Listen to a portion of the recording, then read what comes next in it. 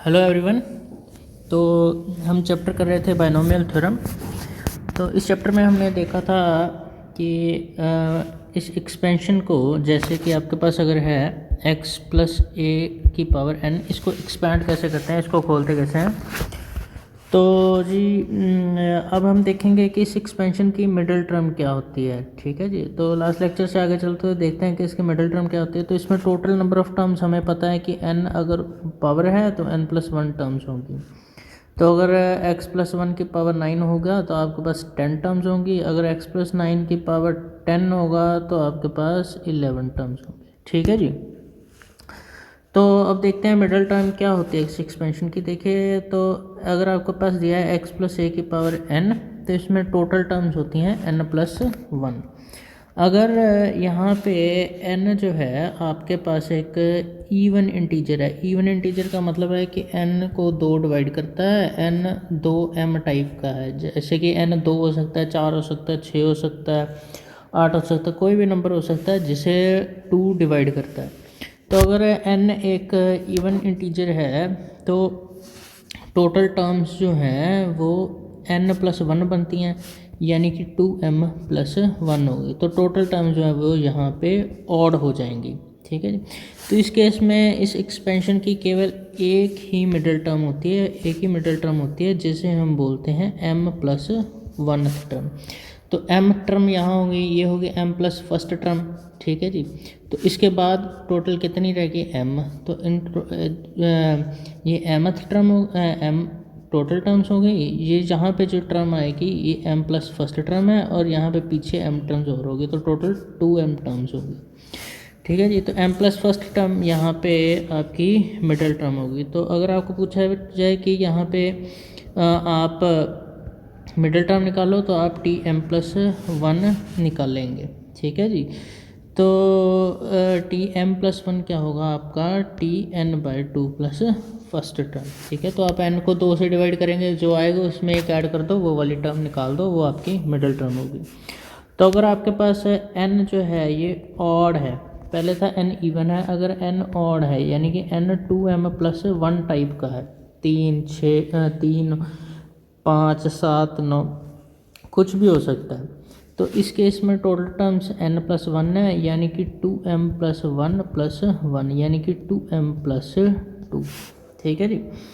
तो ये आपकी हो गई टोटल नंबर ऑफ़ टर्म्स। तो इस केस में यहाँ पे 2 मिडिल टर्म्स बनेंगी, वो बनेंगी n+1/2 और n+3/2। तो जिस टर्म में n ऑड होगा वहाँ पे 2 मिडिल टर्म होगी, इस केस में n इवन होगा वहाँ पे 1 मिडिल टर्म होगी।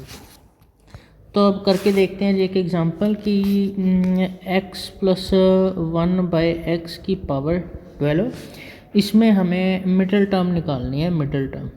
ठीक है जी। तो पहली बात तो देखिए कि इसमें जो फर्स्ट टर्म है ये है x, सेकंड टर्म है 1/x, n है 12, n 12 है, तो टोटल टर्म्स 13 हो गई। ठीक है जी। टोटल टर्म्स हो गए 13। तो हमने क्या करना था, हमने करना था n/2 प्लस 1। तो पीछे हमने देखा था कि अगर n इवन है तो n/2 प्लस 1 कर दो, 12/2 प्लस 1। 12/2 होता है 6, 6 प्लस 1 क्या हुआ 7, तो ये बन गया 7। ठीक है जी। तो 7वें नंबर की टर्म आपको निकालनी है, तो आपको T7 निकालना है, जो बनता है T6 प्लस 1। तो इसका हमने जैसे कि पीछे फार्मूला किया था कि एक्सपेंशन में टोटल n है 12, तो NCR x⁻n−r, और जो सेकंड टर्म है जो 1/x है r⁻r हो जाएगा। तो इसको आप सॉल्व कर लीजिए, ये आपकी मिडिल टर्म बनती है जी। सिमिलरली अगर आपके पास एक दिया है a/x−2x/a की पावर 9, तो यहाँ पे आपके पास 9 जो है ऑड है, तो जब n ऑड है तो आपके पास 2 मिडिल टर्म बनती हैं। तो 9 + 1/2 जो बन जाएगा 10/2 जो है 5, और 9 + 3/2 जो है 12/2 जो है 6। तो आपके पास दो टर्म बनती हैं मिडिल टर्म, फिफ्थ और सिक्स। तो यहाँ पे आपको T5 और T6 निकालना है। n आपके पास 9 है, जब आपके पास T5 निकालनी है तो n 9 है। r जो है इसे आप लेंगे 4, first term a by x, second term है -2x/a। तो जैसे टर्म्स निकालते हैं उसी तरह से टर्म निकालनी है, इसको आप करके देखिए तो आपके पास ये आ जाएगा। अगर देखिए कि मिडिल टर्म निकालनी है हमें 2a/3 -3b/2 की, तो इसमें भी सेम जैसे लास्ट टर्म सम किया है। तो n 9 है जो ऑड है, तो दो मिडिल टर्म बनेगी, 9 + 1/2 5 और 9 + 3/2 6। तो T5 और T6 दो टर्म्स आपको निकालनी है। ठीक है जी। फर्स्ट इसमें दिया जो x की वैल्यू होती है वो 2a/3 है, और जो सेकंड हम यूज़ करते हैं जिसे a बोलते थे वो है -3b/2। तो ये आप ट्राई कीजिए। अब एक और छोटी सी चीज़ देखते हैं, एब्सोल्यूट टर्म क्या होती है। तो एब्सोल्यूट टर्म जैसे कि 3x² - 1/x³ है 10। तो जी इसमें एब्सोल्यूट टर्म निकालने, एब्सोल्यूट टर्म वो टर्म होती है जिसमें x की कोई कोफिशिएंट नहीं होता, जिसमें से x गायब हो जाता है। तो देखते हैं यहाँ पे पहली चीज़ थी हमारी 3x², सेकंड आइटम है -1/x³, n है आपके पास 10। तो जनरल टर्म का फार्मूला निकाल के देखते हैं, TR+1 देखिए क्या बनता है, NCR x⁻n−r a⁻r। तो ये बन जाएगा 10n जो है 10CR 3x² और -1/x³ ठीक है जी।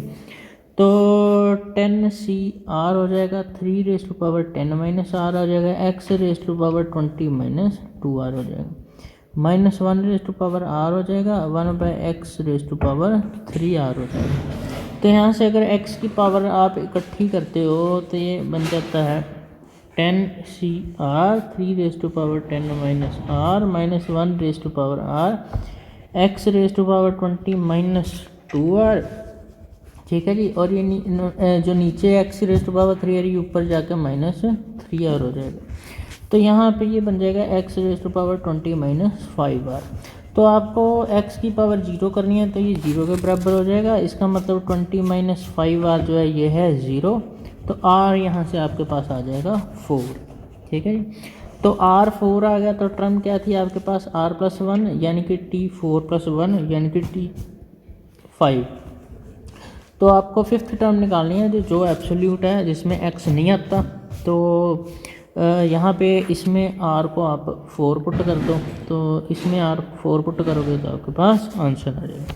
तो इसे बोलते हैं टर्म इंडिपेंडेंट ऑफ x। इसी तरह अगर आपको दिया है 4x² - 3/2x⁻9, तो जी n आपके पास दिया है 9।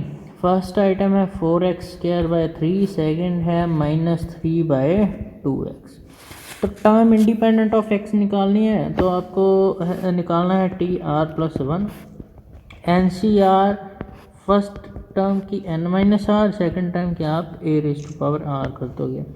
n है 9, 9CR 4x²/3 ⁻9 -3/2x⁻r। इसमें से आप x की टर्म्स कलेक्ट कर लो और उसको 0 के इक्वल कर दो तो आपका आंसर आ जाएगा। अगर आपको कोई प्रॉब्लम आती है इसमें तो आप मुझे पूछ सकते हैं। तो नेक्स्ट एग्जांपल देखते हैं। देखिए आपको बोला गया है कि कोफिशिएंट निकालो x⁻16 का। ठीक है जी। किसमें 3x² - 2/3x7⁻15। इसमें इस एक्सपेंशन में x की पावर 16 का कोफिशिएंट निकालना है, यानी कि x की पावर 16 के साथ जो नंबर आता है वो आपको निकालना है। तो हर जगह ये जनरल टर्म यूज़ होती है, तो इसमें जनरल टर्म TR+1 क्या होगा, n15CR पहली टर्म n-r दूसरी टर्म की पावर r। ठीक है जी। तो इसमें ये हो जाएगा 15CR 3⁻15 minus r x raise to power 30 minus 2R minus 2⁻R, यहाँ पे -2/3 हो जाएगा और 1/x raise to power 7R हो जाएगा। ठीक है जी। अब यहाँ पे ये हो जाएगा 15CR, तो 3⁻15 माइनस आर है, ये 3⁻R नीचे भी हो जाएगा, तो ये 3⁻15 माइनस 2R हो जाएगा। -2⁻R है, x raise to power 30 minus 2R है, 7R नीचे है, ये जो ऊपर जाएगा तो माइनस में आ जाएगा, 30 माइनस 9R हो जाएगा। ठीक है जी। तो आपको बोला गया है कि यहाँ पे sorry x raise to power 16 का नहीं, हमें x रेज टू पावर -6 का कोफिशिएंट निकालना था। ठीक है। तो x रेज टू पावर -6 का कोफिशिएंट निकालना था, तो इसका मतलब ये जो x raise to power 30 minus 9R है, ये x रेज टू पावर -6 के बराबर होना चाहिए। मतलब कि 30 माइनस 9R जो है ये -6 के बराबर होना चाहिए, 36 जो है ये 9R के बराबर होना चाहिए, तो R जो है ये 4 के बराबर होना चाहिए। तो R+1 क्या होता है, 5 हो जाएगा। तो 5वीं टर्म जो है उसमें आपके x की पावर -6 आती है। तो यहाँ पे आप R को 4 पुट कर दो तो आपका कोफिशिएंट आ जाएगा। चलिए, तो इस तरह से ये सम करने हैं। इनमें अगर कोई प्रॉब्लम आती है तो आप मुझसे पूछ सकते हैं। तो अगर आपको कहा कि 49 की पावर 4 निकालो, तो वैसे तो आप करोगे तो बड़ा टाइम लग जाएगा मल्टीप्लाई में। इसको आप सिंपल तरीके से करो कि इसको 50 माइनस 1 की पावर 4 लिख दो, इसको बाइनोमियली एक्सपेंड कर दो। ठीक है, बाइनोमियल एक्सपेंशन का फार्मूला लगा दो इसके ऊपर। तो ये आपके एग्ज़ाम्पल थी। इसमें आप एग्ज़ाम्पल नंबर 18 देखिए, ये खुद ट्राई करने की कोशिश कीजिए। इसमें कोई भी प्रॉब्लम आई तो आप मुझे पूछ सकते हैं। तो इस चैप्टर के एंड में वैसे मैं ये एग्ज़ाम्पल आपको करके दिखा दूंगा, समझा दूंगा, बट पहले आप ये खुद ट्राई करिए। Thank you.